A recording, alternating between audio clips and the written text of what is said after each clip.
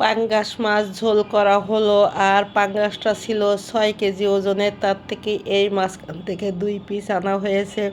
আর সেই 2 পিস টুকরো করে কেটে মশলাটা সুন্দর করে কষায় নিয়ে তারপরে এটা রান্না করা হলো। আর এই পাঙ্গাস মাছটা আমার রোজা সোনামণি শুধুই পছন্দ করে, আর সবাই এই মাছটা অত পছন্দ করে না, আর আমি তো খাই না। আর এইটা সুন্দর করে কষায় নিলাম, কষায় নিয়ে তেল তেল করে একটু ভুনা করলাম।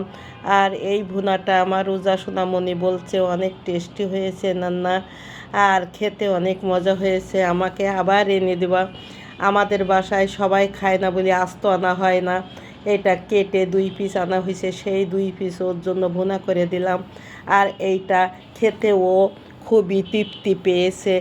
আর পাঙ্গাস মাছ সবসময় অনেকে পছন্দ করে, আর আমাদের বাসায় সবাই তেমন পছন্দ করে না, তারপরেও আমার রোজা সোনামণির জন্য আনা হয়েছে, আর এটা নাকি অনেক টেস্টি হয়েছে।